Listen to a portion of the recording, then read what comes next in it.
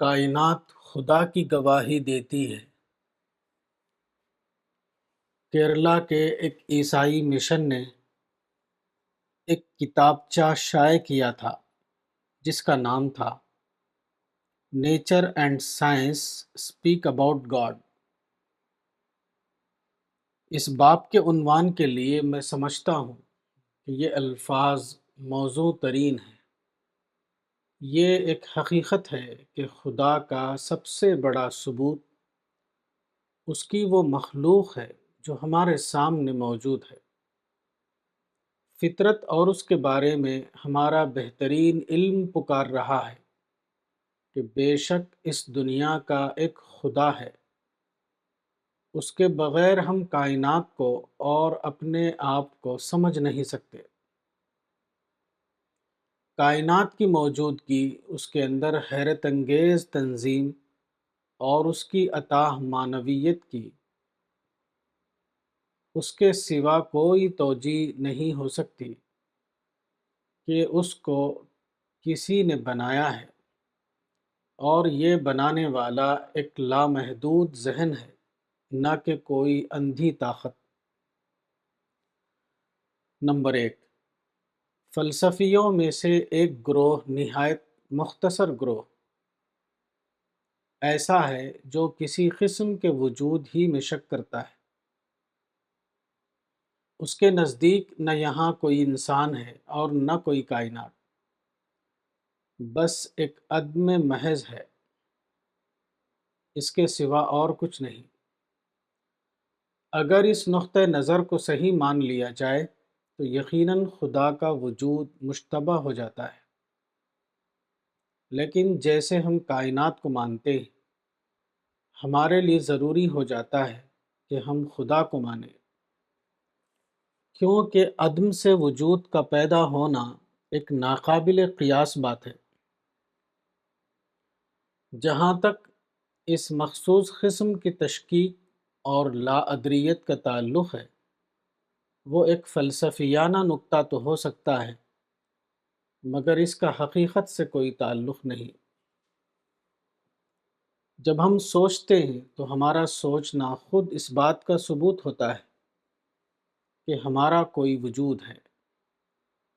جب راستہ چلتے ہوئے کسی پتھر سے ٹکراتے ہیں اور ہمیں تکلیف ستانے لگتی ہے تو یہ واقعہ اس بات کا ثبوت ہوتا ہے کہ ہمارے باہر کوئی دنیا ہے جس کا اپنا وجود ہے۔ اسی طرح ہمارا ذہن اور ہمارے تمام حواس ہر آن بے شمار چیزوں کو محسوس کرتے ہیں، اور یہ علم و احساس ہر شخص کے لیے اس بات کا ایک ذاتی ثبوت ہے کہ وہ ایک ایسی دنیا میں ہے جو واقعی طور پر اپنا وجود رکھتی ہے۔ اب اگر کسی کا فلسفیانہ تفکر اس کے لیے دنیا کے وجود کو مشتبہ کر دیتا ہے تو یہ ایک ایسی مستثنی حالت ہے جو کروڑوں انسانوں کے تجربات سے غیر متعلق ہے۔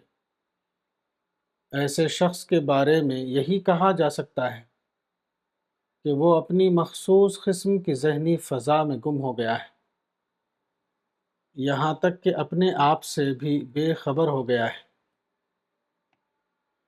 اگرچہ کائنات کا موجود نہ ہونا بذات خود اس بات کا کوئی لازمی ثبوت نہیں ہے کہ خدا بھی موجود نہ ہو،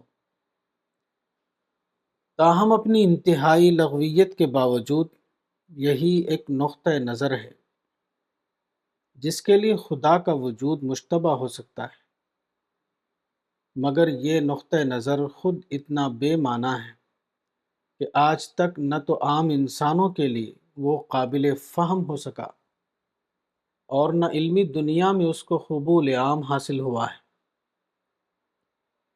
عام انسان اور عام اہل علم بہرحال اس واقعے کو تسلیم کرتے ہیں کہ ان کا اپنا ایک وجود ہے اور کائنات بھی اپنا وجود رکھتی ہے۔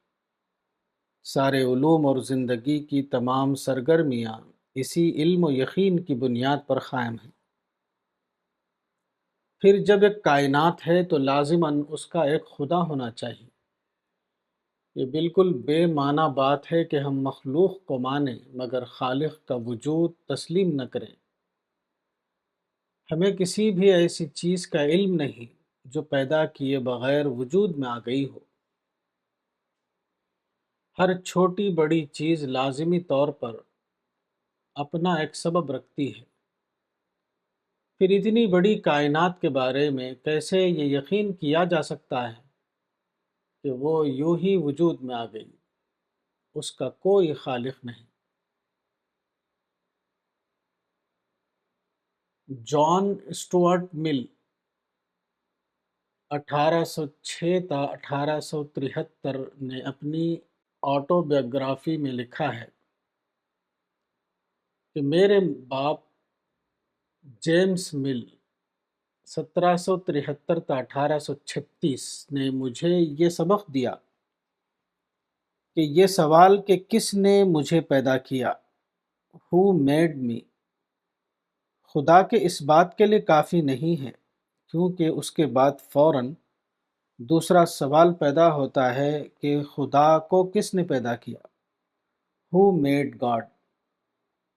چنانچہ برٹرنڈ رسل نے بھی اسی اعتراض کو تسلیم کرتے ہوئے محرک اول کے استدلال کو رد کر دیا ہے۔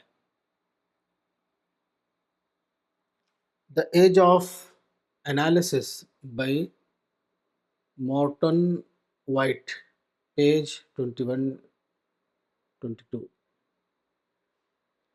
یہ منکرین خدا کا بہت پرانا استدلال ہے۔ اس کا مطلب یہ ہے کہ کائنات کا اگر کوئی خالق مانے تو اس خالق کو لازمی طور پر ازلی ماننا پڑے گا۔ پھر جب خدا کو ازلی ماننا ہے تو کیوں نہ کائنات ہی کو ازلی مان لیا جائے؟ اگرچہ یہ بالکل بے معنی بات ہے،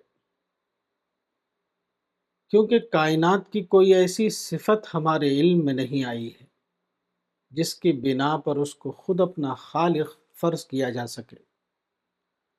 تاہم 19ویں صدی تک منکرین کی اس دلیل میں ایک ظاہر فریب حسن ضرور موجود تھا، مگر اب حرکیات حرارت کے دوسرے قانون، سیکنڈ لا آف تھرموڈائنامکس کے انکشاف کے بعد تو یہ دلیل بالکل بے بنیاد ثابت ہو چکی ہے۔ یہ قانون، جسے ناکارگی کا قانون یعنی لا آف انٹراپی کہا جاتا ہے، ثابت کرتا ہے کہ کائنات ہمیشہ سے موجود نہیں ہو سکتی۔ ضابطۂ ناکارگی بتاتا ہے کہ حرارت مسلسل حرارت والے وجود سے بے حرارت وجود میں منتقل ہوتی رہتی ہے، مگر اس چکر کو الٹا چلایا نہیں جا سکتا کہ خود بخود یہ حرارت کم حرارت کے وجود سے زیادہ حرارت کے وجود میں منتقل ہونے لگے۔ ناکارگی دستیاب توانائی یعنی اویلیبل انرجی اور غیر دستیاب توانائی یعنی ان اویلیبل انرجی کے درمیان تناسب کا نام ہے، اور اس بنا پر یہ کہا جا سکتا ہے کہ اس کائنات کی ناکارگی برابر بڑھ رہی ہے، اور ایک وقت ایسا آنا مقدر ہے جب تمام موجودات کی حرارت یکساں ہو جائے گی اور کوئی کارآمد توانائی باقی نہ رہے گی۔ اس کا نتیجہ یہ نکلے گا کہ کیمیائی اور طبی عمل کا خاتمہ ہو جائے گا اور زندگی بھی اسی کے ساتھ ختم ہو جائے گی۔ لیکن اس حقیقت کے پیش نظر کہ کیمیائی اور طبی عمل جاری اور زندگی کے ہنگامے قائم ہیں، یہ بات قطعی طور پر ثابت ہو جاتی ہے کہ یہ کائنات ازل سے موجود نہیں ہے، ورنہ اخراج حرارت کے لازمی قانون کی وجہ سے اس کی توانائی کبھی ختم ہو چکی ہوتی اور یہاں زندگی کی ہلکی سی رمق بھی موجود نہ ہوتی۔ اس جدید تحقیق کا حوالہ دیتے ہوئے ایک امریکی عالم حیوانات ایڈورڈ لوتھر کیسل 1904 تا 1997 لکھتا ہے، اس طرح غیر ارادی طور پر سائنس کی تحقیقات نے یہ ثابت کر دیا ہے کہ کائنات اپنا ایک آغاز یعنی بگننگ رکھتی ہے، اور ایسا کرتے ہوئے اس نے خدا کی صداقت کو ثابت کر دیا ہے، کیونکہ جو چیز اپنا ایک آغاز رکھتی ہو وہ اپنے آپ شروع نہیں ہو سکتی۔ یقیناً وہ ایک محرک اول، ایک خالق، ایک خدا کی محتاج ہے۔ The Evidence of God، page 51۔ یہی بات سر جیمز نے ان الفاظ میں کہی ہے، موجودہ سائنس کا یہ خیال ہے کہ کائنات میں ناکارگی یعنی انٹروپی کا عمل ہمیشہ جاری رہے گا، یہاں تک کہ اس کی توانائی بالکل ختم ہو جائے۔ یہ ناکارگی ابھی اپنے درجے کو نہیں پہنچی ہے۔ اگر ایسا ہو گیا ہوتا تو ہم اس کے متعلق سوچنے کے لیے موجود نہ ہوتے۔ یہ ناکارگی اس وقت بھی تیزی کے ساتھ بڑھ رہی ہے۔ یہ ناکارگی اس وقت بھی تیزی کے ساتھ بڑھ رہی ہے، اور اس بنا پر اس کا ایک آغاز ہونا ضروری ہے۔ کائنات میں لازماً اس قسم کا کوئی عمل ہوا ہے جس کو ہم ایک وقت خاص میں تخلیق یعنی کریشن ایٹ اے ٹائم کہہ سکتے ہیں، نہ یہ کہ وہ لامتناہی مدت سے موجود ہے۔ مسٹیریس یونیورس، پیج 133۔ اس طرح کے اور بھی طبیعیاتی شواہد ہیں جو یہ ثابت کرتے ہیں کہ کائنات ازل سے موجود نہیں ہے، بلکہ وہ ایک محدود عمر رکھتی ہے۔ مثلاً فلکیات کا یہ مشاہدہ ہے کہ کائنات مسلسل پھیل رہی ہے۔ تمام کہکشائیں اور فلکیاتی اجسام مشاہدے میں نہایت تیزی کے ساتھ ایک دوسرے سے ہٹتے ہوئے نظر آتے ہیں۔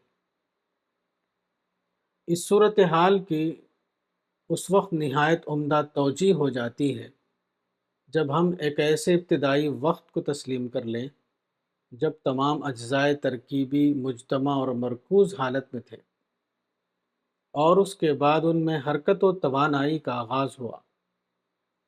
اس طرح کے مختلف قرائن کی بنا پر عام اندازہ یہ ہے کہ لگ بھگ 50 کھرب سال پہلے ایک غیر معمولی دھماکے سے یہ سارا عالم وجود میں آیا۔ اب سائنس کی اس دریافت کو ماننا کہ کائنات محدود عمر رکھتی ہے اور اس کے موجد کو نہ ماننا ایسا ہی ہے جیسے کوئی شخص یہ تو تسلیم کرے کہ تاج محل ہمیشہ سے موجود نہیں تھا، بلکہ 17ویں صدی عیسوی کے وسط میں بنا، مگر اس کے وجود اس کا کوئی معمار اور انجینئر تسلیم نہ کرے، اور کہے کہ وہ بس اپنے آپ ایک مخصوص تاریخ کو بن کر کھڑا ہو گیا ہے۔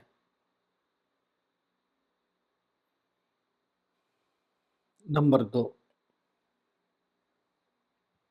فلکیات کا مطالعہ ہمیں بتاتا ہے کہ دنیا کے تمام سمندروں کے کنارے ریت کے جتنے ذرے ہیں، شاید اسی قدر آسمان میں ستاروں کی تعداد ہے۔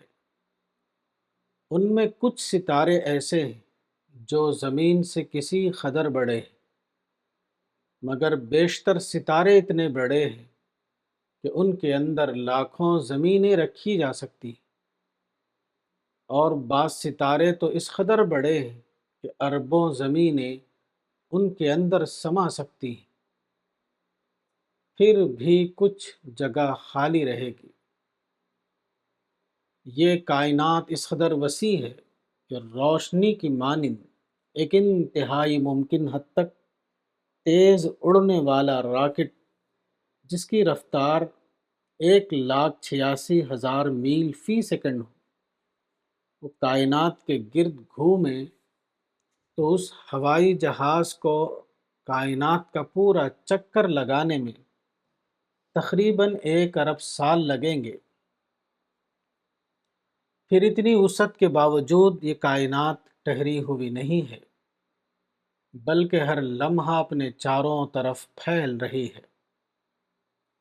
اس پھیلنے کی رفتار اتنی تیز ہے کہ ایڈنگٹن کے اندازے کے مطابق ہر 1300 ملین سال کے بعد کائنات کے تمام فاصلے دگنے ہو جاتے ہیں۔ اس طرح ہمارا یہ خیالی قسم کا غیر معمولی تیز رفتار خلائی راکٹ بھی کائنات کا چکر کبھی پورا نہیں کر سکتا۔ وہ ہمیشہ اس بڑھتی ہوئی کائنات کے راستے میں رہے گا۔ یہ کائنات کی وسعت کے بارے میں آئنسٹائن کا نظریہ ہے، مگر یہ صرف ایک ریاضی داں کا قیاس ہے۔ حقیقت یہ ہے کہ انسان ابھی تک کائنات کی وسعت کو سمجھ نہیں سکا ہے۔ آسمان گرد و غبار سے پاک ہو تو 5000 ستارے خالی آنکھ سے دیکھے جا سکتے ہیں، لیکن معمولی دوربینوں کی مدد سے یہ تعداد 20 لاکھ سے زیادہ ہو جاتی ہے، اور وقت کی سب سے بڑی دوربین جو ماؤنٹ پیلومر پر لگی ہوئی ہے، اس سے اربوں ستارے نظر آتے ہیں، مگر یہ تعداد اصل تعداد کے مقابلے میں بہت کم ہے۔ کائنات ایک بے انتہا وسیع خلا ہے جس میں لاتعداد ستارے غیر معمولی رفتار سے مسلسل حرکت کر رہے ہیں۔ کچھ ستارے تنہا سفر کر رہے ہیں، کوئی دو یا زیادہ ستاروں کے مجموعوں کی شکل میں ہیں، اور بے شمار ستارے ایسے ہیں جو ستاروں کے جھرمٹ کی صورت میں متحرک ہیں۔ روشن دان سے کمرے میں آنے والی روشنی کے اندر آپ نے بے شمار ذرے ادھر ادھر دوڑتے ہوئے دیکھے ہوں گے۔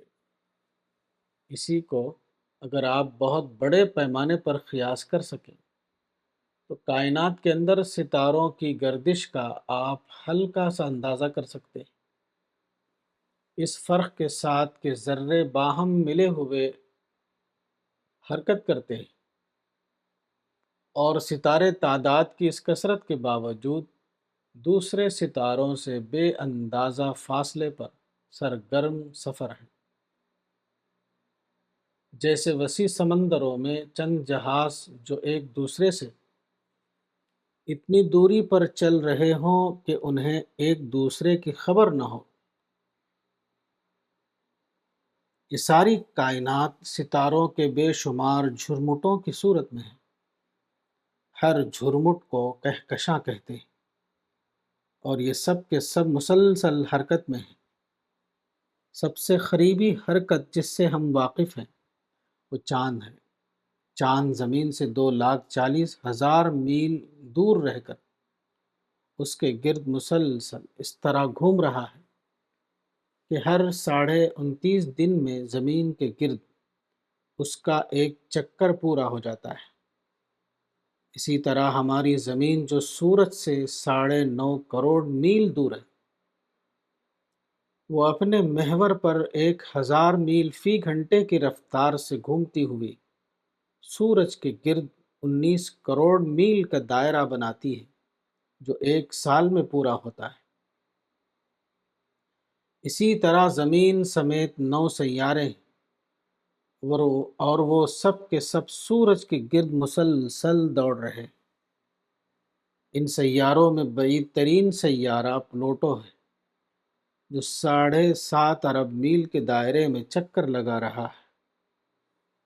یہ تمام سیارے اپنے سفر میں اس طرح مصروف ہیں کہ ان کے گرد 31 چاند 2020 کی سائنسی تحقیق کے مطابق 640 چاند بھی اپنے اپنے سیاروں کے گرد گھوم رہے ہیں۔ ان کے علاوہ 30,000 چھوٹے سیاروں یعنی ایسٹرائڈز کا ایک حلقہ 2020 میں امریکن خلائی ادارہ ناسا کے مطابق چھوٹے سیاروں کی تعداد 10 لاکھ 68,760 ہے۔ ہزاروں دمدار ستارے اور لاتعداد شہاب ثاقب ہیں جو اسی طرح گردش میں مصروف ہیں۔ ان سب کے بیچ میں وہ ستارہ ہے جس کو ہم سورج کہتے ہیں اور جس کا قطر ڈائیمیٹر 8,65,000 میل ہے اور وہ زمین سے 12 لاکھ گنا بڑا ہے۔ یہ سورج خود بھی رکا ہوا نہیں ہے بلکہ اپنے تمام سیاروں اور سیارچوں کو لیے ہوئے ایک عظیم کہکشانی نظام کے اندر 6 لاکھ میل فی گھنٹے کی رفتار سے گردش کر رہا ہے۔